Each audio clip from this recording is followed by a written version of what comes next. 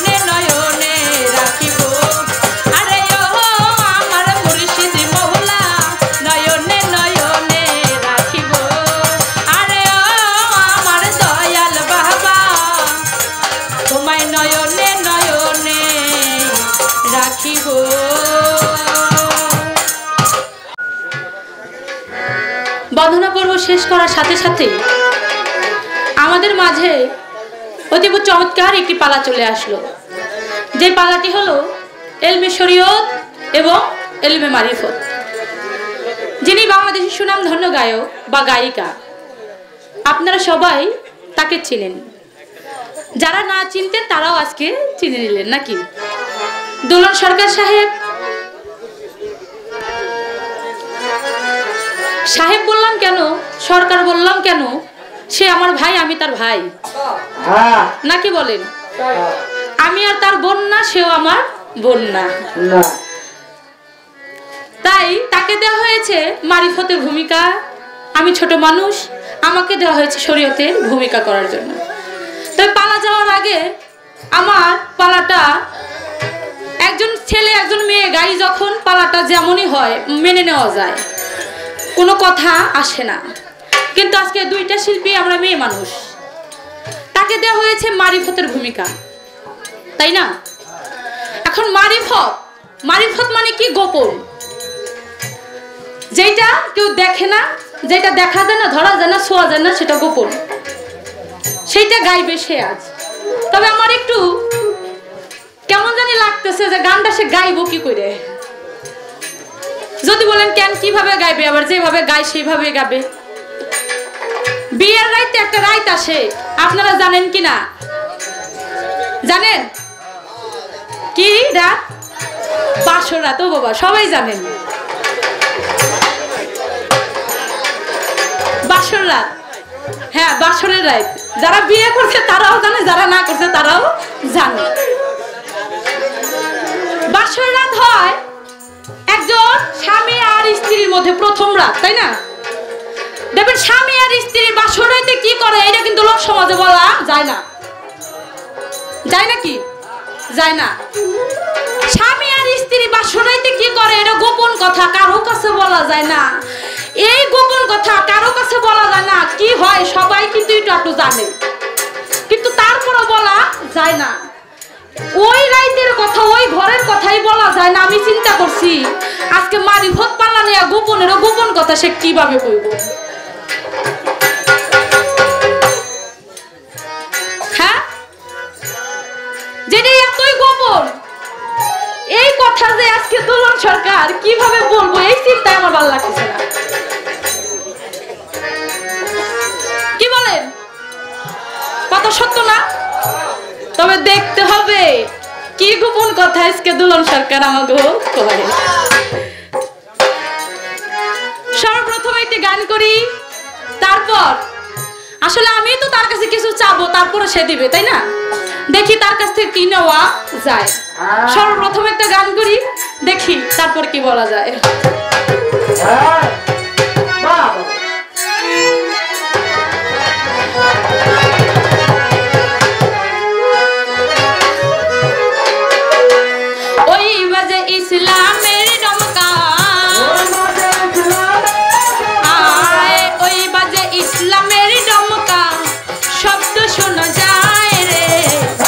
নবীর দিনে আয় রে, নবীর দিনে আয় রে তোরা, নবীর দিনে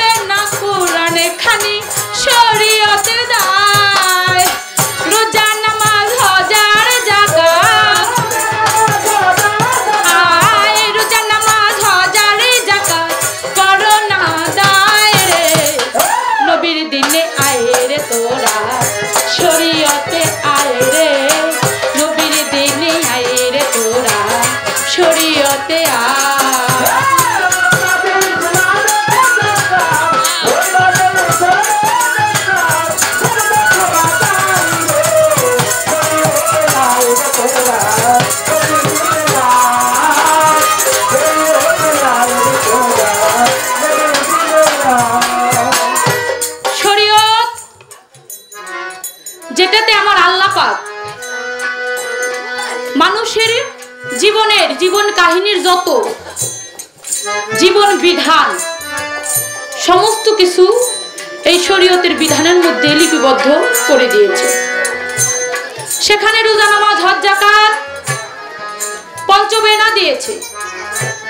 দয়ালের হাতে হাত দিয়ে মুরিদ হতে হবে সেই ঘোষণা পর্যন্ত দিয়েছে। মানুষকে সেবা করতে হবে, যত কিছু আছে এক কথায় সব শরীয়তের মধ্যে লিপিবদ্ধ। মানুষের সাথে যদি ভালো ব্যবহার করা হয়, একটা কথা আছে, সবার উপরে মানুষ সত্য, তার উপরে নাই।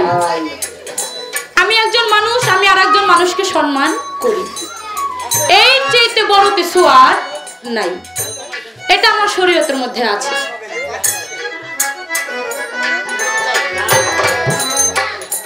আমার আল্লাহ পাক জীবন বিধান দিয়ে দিয়েছে শরীয়তে কি করতে হবে, কি করলে আমার আল্লাহ পাককে পাওয়া যাবে, সমস্ত কিছুই আমার শরীয়তের মধ্যে আছে। তুমি যদি পাঁচে গানা 5 ওয়াক্ত নামাজ সহি শুদ্ধভাবে আদায় করতে পারো, তাহলে জান্নাত পেয়ে যাবে। একজন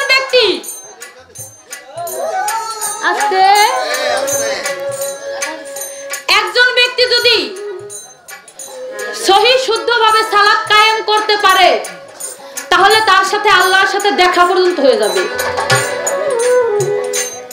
কেন? as-salatul mirajul mu'minina, এটা আমার রাসূলের হাদিস, নাকি বলে? সেটা সালাত সহি শুদ্ধভাবে কায়েম করতে হবে। তাহলে আমি আল্লাহকে পেলাম, তারই সাথে আমি আমার আল্লাহর যে জান্নাত, সেই জান্নাতও পেলাম।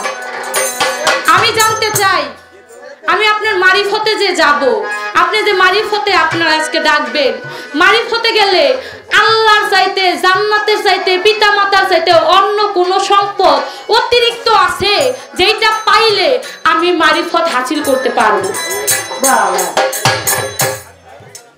যদি থাকে তাহলে সেটা কি আপনি আমাকে একটু বলে যাবেন।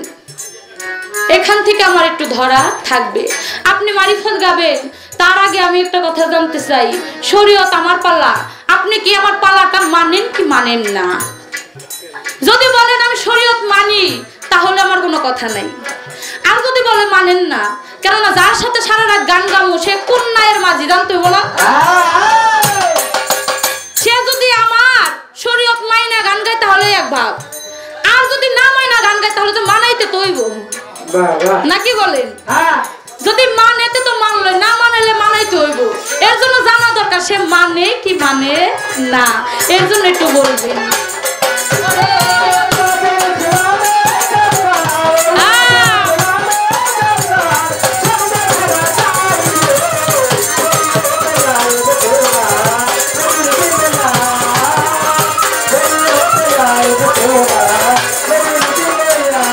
দেখো, বনের পশু নবী চিনে, মানুষ হইয়া চিনলাম না রে, কি জব দিব পর পারে হাসরের বেলায়,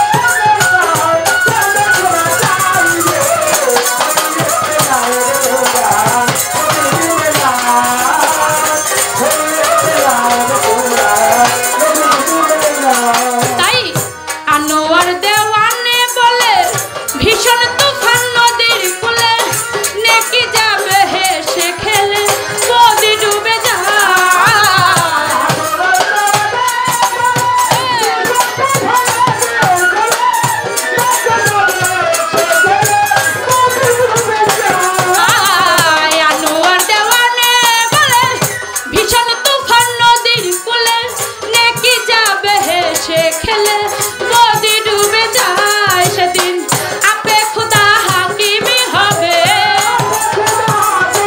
সেদিন আপে খোদা হাকিমি হবে উকিল মোস্তফায় রে নবীর দিনে আয় রে তোরা শরীয়তে আয় রে নবীর দিনে আয় রে তোরা শরীয়তে